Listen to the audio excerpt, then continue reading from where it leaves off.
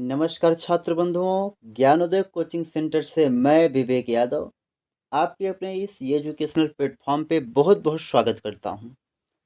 आज की इस क्लास में हम जानने वाले हैं जीव विज्ञान अर्थात बायोलॉजी के इंट्रोडक्शन परिचय के बारे में। बायोलॉजी क्या होता है, इसके जनक कौन है, इसकी शाखाएं कितनी हैं और बायोलॉजी में क्या कुछ पढ़ना होता है हमें, इन तमाम मुद्दों पे हम आज चर्चा करेंगे। और इस वीडियो के माध्यम से हमारी एक ही पहल है कि अब हर छात्र बोलेगा बायोलॉजी तो मक्खन है। आइए बिना समय व्यतीत किए चलते हैं सीधे टॉपिक पर। तो आइए अब हम चर्चा करते हैं बायोलॉजी के बारे में और उसका हम पढ़ते हैं आज परिचय। उसके बारे में जानेंगे कि बायोलॉजी क्या होता है, इसके जनक कौन है, तमाम मुद्दाओं पे हम चर्चा करेंगे। तो सबसे पहले यहाँ पे जीव विज्ञान है। जीव विज्ञान को इंग्लिश में बायोलॉजी कहते हैं। तो आइए सबसे पहले हम जानते हैं यहाँ पे वर्णित बायोलॉजी अर्थात जीव विज्ञान की परिभाषा को। परिभाषा है विज्ञान की वह शाखा जिसमें सजीवों अर्थात पेड़ पौधों एवं जंतुओं का अध्ययन किया जाता है, उसे जीव विज्ञान कहते हैं। अतः अगर हम सरल भाषा में समझें तो जो जीव विज्ञान है विज्ञान की ही एक शाखा है जिसके अंतर्गत हम पेड़ पौधों अर्थात पादपों, जंतुओं अर्थात जानवरों के बारे में जानते हैं अर्थात उनका अध्ययन करते हैं। ठीक है, तो आइए यहाँ पे कुछ नोट पॉइंट दिए गए हैं, इनको भी हम ध्यान में रखते हुए अध्ययन कर लेते हैं। इसमें पहला पॉइंट है यहाँ पे जो सजीव वर्ड है इसका मतलब हम जानेंगे इस पहले पॉइंट के माध्यम से। सजीव या जीवधारी के अंतर्गत पादप तथा जंतु दोनों आते हैं। अतः हम कह सकते हैं कि यहाँ पे जो सजीव शब्द दिया गया है इसे हम जीवधारी भी कहते हैं। तो जीवधारी या सजीव के अंतर्गत पादप अर्थात पेड़ पौधे, जंतु अर्थात जानवर दोनों आते हैं। अर्थात और अगर हम सरल समझने का प्रयास करें तो जीव विज्ञान में पेड़ पौधों एवं जंतुओं का ही अध्ययन किया जाता है, उन्हीं के बारे में जाना समझा जाता है। तो यहाँ पे दूसरा मुख्य बिंदु है जीव विज्ञान को अंग्रेजी में बायोलॉजी कहते हैं, जैसा कि आप सबको मालूम है। जो जीव विज्ञान शब्द हिंदी में है इसका इंग्लिश रूपांतरित वर्ड बायोलॉजी होता है। तो आइए हम चलते हैं नेक्स्ट टॉपिक पे अर्थात नेक्स्ट हेडिंग पे, जानते हैं उसमें क्या दिया गया है। तो यहाँ देखिए अगला हेडिंग हम आपको पढ़ना है बायोलॉजी शब्द की खोज, the discovery of biology word.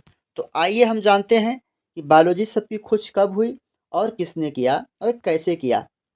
तो यहाँ पे वर्णित है सर्वप्रथम बायोलॉजी शब्द का प्रयोग सन 1802 ईस्वी में लेमार्क एवं ट्रेविरेनस नामक दो वैज्ञानिकों ने किया था। जैसा कि ज्ञात है, आप सब भी इस चीज़ से बखूबी परिचित होंगे कि जो बायोलॉजी शब्द है कहीं कहीं पे पूछता है बायोलॉजी टर्म, ठीक है, who give the biology term. तो आप बता सकते हैं कि लेमार्क एवं ट्रेविरेनस नाम के दो वैज्ञानिकों ने बायोलॉजी शब्द दिया अर्थात उसकी खोज की। और कब की, आप ये बता सकते हैं 1802 ईस्वी में की। तो आइए हम चर्चा करते हैं अगले हेडिंग और अगले टॉपिक पे। तो अगली हेडिंग है हमारी बायोलॉजी शब्द की उत्पत्ति अर्थात the origin of biology word. जो बायोलॉजी शब्द की खोज लेमार्क और ट्रेविरेनस नाम के दो वैज्ञानिकों ने किया था, अर्थात इसका जो बायोलॉजी शब्द का निर्माण किया गया था दो वैज्ञानिकों के द्वारा, वह कैसे किया गया था, मतलब कहाँ से लिया गया था, हम इस बात पे चर्चा करेंगे। तो यहाँ पे वर्णित है बायोलॉजी शब्द ग्रीक भाषा अर्थात ग्रीक भाषा को हम इंग्लिश में यूनान भाषा भी कहते हैं। अर्थात जो बायोलॉजी शब्द है वह ग्रीक भाषा के दो शब्दों बायोज तथा लोजस से मिलकर बना है। तो जो बायोलॉजी शब्द है दोस्तों वह ग्रीक भाषा के दो शब्दों बायोज एवं लोजस से मिलकर बना है। तो आइए सबसे पहले ग्रीक भाषा की इन दो शब्दों का हम अर्थ समझते हैं और तुलनात्मक ढंग से हमें देखते हैं कि इसका हिंदी अर्थ क्या होता है, फिर हम आगे बढ़ते हैं। तो यहाँ देखिए जो ग्रीक भाषा से लिया गया पहला शब्द बायोज है, इसका इंग्लिश में मीनिंग होता है लिविंग या लाइफ। तो लिविंग या लाइफ का मतलब होता है सजीव या जीवन। और जो दूसरा शब्द है लोगस, तो लोगस का अर्थ होता है टू स्टडी या डिस्कोर्स अर्थात अध्ययन करना या जानकारी लेना। और यदि मैं इन दोनों शब्दों को, किन दोनों शब्दों को, बायो और लोजस को, अगर मैं इसको जोड़ दूं इसका अर्थ क्या होगा, अर्थात बायो से बना है बायो और लोजस से बना है लोजी। अर्थात यहाँ पे बायो का अर्थ हो जाएगा सजीव और लोजी का अर्थ हो जाएगा अध्ययन करना। अगर मैं दोनों को जोड़ूं तो सजीवों का अध्ययन करना, यहाँ पे हमने स्टार पॉइंट लगा के भी दे दिया है। क्या? सजीवों का अध्ययन करना क्या कहलाता है?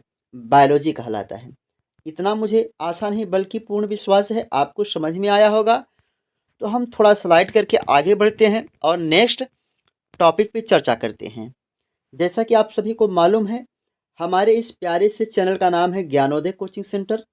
अगर ये टॉपिक आपको अच्छा लग रहा हो तो चैनल को सब्सक्राइब करिए ताकि इस तरह से नॉलेजेबल जो वीडियोज़ हैं आप तक पहुंचते रहें। तो आइए अगली हेडिंग के माध्यम से हमें जानना चाहेंगे कि आज के इस वीडियो में अगली टॉपिक है, हमारी अगली हेडिंग है जीव विज्ञान के जनक, द फादर ऑफ बायोलॉजी। आज हमें जानेंगे कि जो बायोलॉजी है इसके जनक कौन है। बहुत से बच्चे कंफ्यूज हो जाते हैं। अगर कोई पूछता है कि बायोलॉजी के जनक हैं कौन, तो कोई कोई बता देता है लैमार्क एवं ट्रेविरेनस, जो कि गलत है। वो तो बायोलॉजी शब्द के क्या है? प्रणेता हैं, खोजकर्ता हैं, जनक नहीं हैं। तो आइए अब हम बात करते हैं बायोलॉजी के जनक। यहाँ पे वर्णित लाइन को पढ़ते हैं और जानने का प्रयास करते हैं। जीव विज्ञान का जनक अरस्तु को कहा जाता है। यहाँ वर्णित है कि जो जीव विज्ञान है इसके जो जनक हैं अर्थात पिता हैं वो कौन है? अरस्तु हैं। अभी हम ये बात करेंगे किसी भी व्यक्ति को किसी भी चीज़ का जनक अर्थात पिता क्यों कहा जाता है, तो आगे हम बात करेंगे। अभी हमने जाना जो जीव विज्ञान है अर्थात बायोलॉजी के जनक कौन है? अरस्तु। क्यों है? इसके पीछे का रीजन क्या है ये भी हम जानते हैं। क्योंकि अरस्तु ने सर्वप्रथम पादपों एवं जंतुओं के जीवन से संबंधित विभिन्न पहलुओं का अध्ययन किया। अतः हम ये कह सकते हैं कि जो अरस्तु थे इन्हें जीव विज्ञान का जनक कहा जाता है। इसके पीछे का रीजन ये है कि जो अरस्तु थे सबसे पहले इस दुनिया में पेड़ पौधों के बारे में और जंतुओं अर्थात जानवरों के बारे में खूब अच्छे से जाना समझा, और जो बातें उन्होंने समझी उन तमाम बातों को लोगों को जाके समझाया अर्थात उसके बारे में बताया। यही रीजन है कि अरस्तु को ही जो है कि बायोलॉजी का जनक कहा जाता है। अरस्तु को इंग्लिश में एरिस्टटल कहते हैं, जैसा कि आप सबको मालूम होगा। तो आइए हम थोड़ा आगे बढ़ते हैं और चर्चा करते हैं नेक्स्ट हेडिंग पर। और नेक्स्ट हेडिंग में हम ये पढ़ने वाले हैं जीव विज्ञान की शाखाएं, द ब्रांचेज ऑफ बायोलॉजी। जैसा आप सभी को मालूम है बायोलॉजी की जो है कि बहुत सारी शाखाएं हैं। बायोलॉजी में जितने चैप्टर हैं आगे जाके हर एक चैप्टर जो है कि बायोलॉजी का एक शाखा बन गया है। जैसे आप कोशिका वाला पाठ पढ़े होंगे वह आगे जाके साइटोलॉजी बन गया है। ठीक है। आप अगर ऊतक वाला पाठ पढ़े होंगे वह आगे जाके जो है कि हिस्टोलॉजी बन गया है। तो उसी तरह से बायोलॉजी के जितने भी टॉपिक हैं वहाँ आगे जाके एक एक पार्ट में बट गए हैं। तो अभी हम ये जानते हैं जीव विज्ञान की मुख्य प्रमुख शाखाएं कितनी होती हैं, the mainly branches of biology कितनी होती हैं, तो उसके बारे में हम चर्चा करने वाले हैं। तो यहाँ दिया गया है अध्ययन की सुविधा के लिए जीव विज्ञान को प्रमुख दो शाखाओं में बांटा गया है। अर्थात पढ़ने लिखने की सुविधा के लिए जो हमारे तमाम महान वैज्ञानिक थे, या अरस्तु हम कर सकते हैं क्योंकि जनक यही थे, इन्होंने क्या किया क्योंकि ये दोनों के बारे में अध्ययन किए थे। अगर कोई पूछे जो बायोलॉजी शब्द है उसके खोजकर्ता लैमार्क और ट्रेविरेनस हैं और 1802 ईस्वी में बायोलॉजी शब्द की खोज की। और जनक कौन है, फादर कौन है बायोलॉजी के? वो है अरस्तु। तो अरस्तु ने क्या किया, अध्ययन की सुविधा के लिए कि लोगों को पढ़ने में समझने में दिक्कत ना हो, इस सुविधा को ध्यान में रखते हुए समस्त बायोलॉजी को अर्थात जीव विज्ञान को प्रमुख दो शाखाओं में विभाजित कर दिया। जिसमें पहली शाखा है जूलॉजी, जिसे हम हिंदी में कहते हैं जंतु विज्ञान। अभी हम आगे चर्चा करेंगे इसके बारे में। और दूसरी शाखा है बॉटनी, जिसे हम हिंदी में कहते हैं वनस्पति विज्ञान या पादप विज्ञान। तो हमें बताने वाले थे कि जूलॉजी जो है इसमें हम जंतुओं अर्थात जानवरों के बारे में पढ़ते हैं अर्थात जानवरों के बारे में जानते हैं। अर्थात इस जूलॉजी में जानवरों का वर्णन किया गया है। ठीक है। और इस बॉटनी में हम पेड़ पौधों के बारे में पढ़ते हैं अर्थात पेड़ पौधों का अर्थात पादपों का वर्णन किया गया है। अब यहाँ पे ये दो लोग कहाँ हैं, अब इसके बारे में हम जान लेते हैं। देखिए अब तक हमने ये पढ़ा कि संपूर्ण बायोलॉजी के जनक कौन है, महोदय श्री अरस्तु जी हैं। लेकिन यहाँ से जो है कहानी मोड़ लेती है। ठीक है।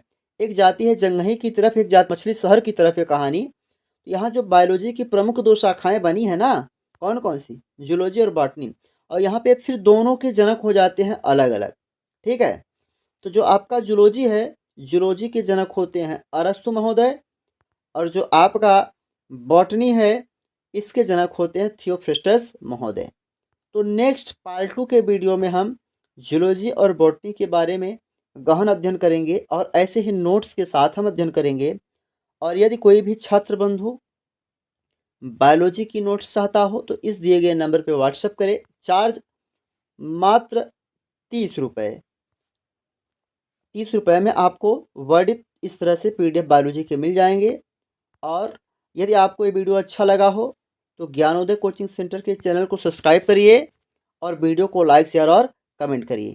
तो thanks for watching my video. मिलते हैं नेक्स्ट वीडियो में, तब तक के लिए जय हिंद, जय भारत।